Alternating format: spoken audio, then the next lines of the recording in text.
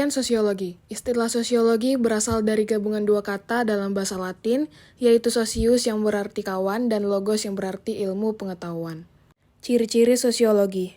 1. Sosiologi bersifat empiris, artinya bahwa sosiologi dalam melakukan kajian tentang masyarakat didasarkan pada hasil observasi dan tidak spekulatif serta hanya menggunakan akal sehat atau common sense. Kedua, bersifat teoretis, artinya berusaha menyusun abstraksi dan hasil-hasil observasi.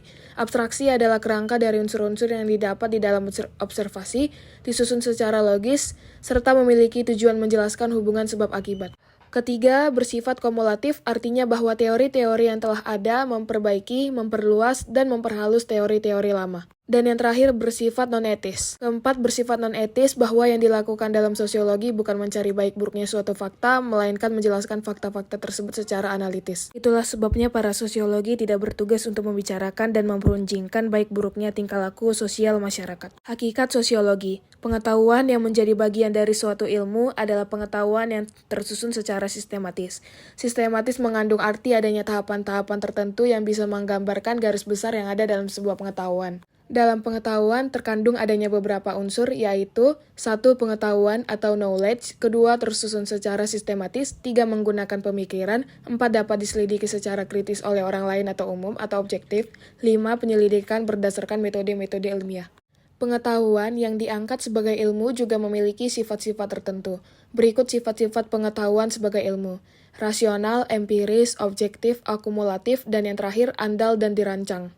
Sifat hakikat sosiologi. 1. Sosiologi merupakan sebuah ilmu sosial, bukan ilmu alam sebab yang dipelajari adalah gejala-gejala kemasyarakatan. 2. Sosiologi adalah ilmu pengetahuan yang empiris dan rasional. 3. Sosiologi adalah ilmu pengetahuan yang abstrak dan bukan ilmu pengetahuan konkret.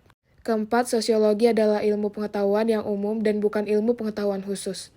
Dan yang terakhir, sosiologi merupakan disiplin ilmu kategoris, bukan normatif sehingga sosiologi membatasi diri pada apa yang terjadi pada masa dewasa ini dan bukan pada apa yang terjadi di masa lampau atau apa yang terjadi. Sejarah sosiologi. Sosiologi lahir dan berkembang di Eropa pada abad ke-18 dan 19 disadari oleh adanya guncangan sosial akibat dari efek revolusi politik atau revolusi Prancis dan revolusi ekonomi atau revolusi industri. Efek tersebut mengakibatkan banyak terjadinya eksploitasi tenaga kerja, urbanisasi, kemiskinan, ketimpangan sosial, dan kekhawatiran di tengah masyarakat.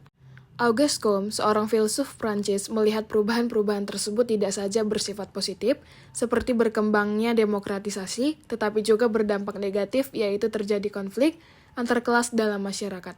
Menurut Berger, sosiologi berkembang menjadi ilmu yang berdiri sendiri karena adanya ancaman terhadap tatanan sosial yang selama ini sudah dianggap seperti itu adanya, atau threats to the taken grand world.